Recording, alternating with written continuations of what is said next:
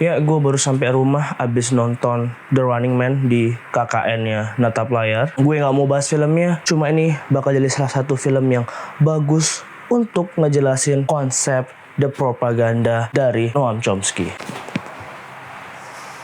The Running Man nyeritain Ben Richard, seorang kelas pekerja yang dipecat karena menyuarakan isu buruh di tempat kerjanya. Tapi sayangnya anaknya sakit dan dia tidak punya uang, dan terpaksa istrinya harus bekerja shift lebih untuk bisa membeli obat yang layak untuk anaknya. Ya, Richard sebagai seorang suami dan ayah berusaha untuk bisa memberikan yang terbaik untuk keluarganya, hingga akhirnya dia terpaksa untuk ikut reality show terbesar di semesta itu, The Running Man. Kayak yang udah gue bilang, kita nggak akan bahas review The Running Man, tapi kita akan bahas The Propaganda Concept by Noam Chomsky and Edward Herman. Menurut Chomsky dan juga Herman, media itu punya 5 filter sebelum mengeluarkan sebuah informasi. Yang pertama adalah owning finansial. Kayak yang kita tahu, media akan sangat bergantung pada siapa sih yang punya medianya. Karena sudah pasti media itu akan berfokus pada profit, bukan kepada kejujuran atau gimana keabsahan sebuah berita. Kayak di The Running Man, kita bisa lihat Dan itu yang memiliki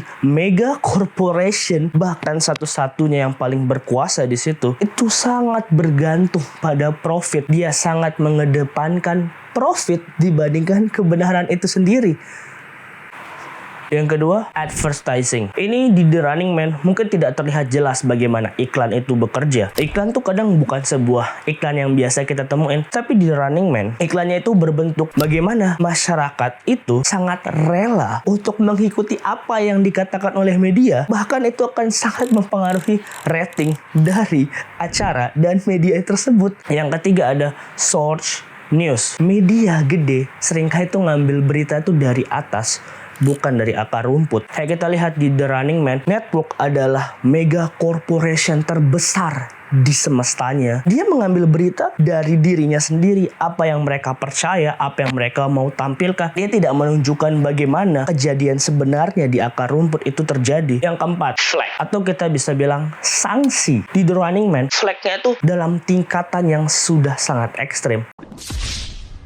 Kita bisa lihat bagaimana para runner itu diberikan sanksi ketika mereka gagal, mereka akan mati seketika. Yang kelima dan juga filter yang terakhir adalah anti-enemy ideologi. Merupakan sebuah cara pandang yang menciptakan musuh semu dibandingkan menghancurkan musuh yang nyata. Di The Running Man, masalah yang terjadi adalah masalah struktural, kayak kemiskinan, kesenjangan sumber daya, lapangan pekerjaan, pengangguran yang masif, dan masalah kesehatan. Tapi media mega corporation di sana satu-satunya yang bahkan mengendalikan pemerintahan tidak menyelesaikan masalah-masalah tersebut. Mereka malah buat musuh baru, yaitu The Runner. Mereka memframing bahwa pesertanya adalah orang miskin, orang malas, yang tidak mau berusaha, yang hanya mau mencuri dan mengakali orang pintar atau orang yang quote-unquote bekerja keras. What a joke. The Running Man berhasil untuk membungkus 5 filter tadi dalam satu cerita, baik di film dan mungkin di bukunya. Alasan ini menjadi alasan terbesar gue kenapa kalian wajib nonton The Running Man 2025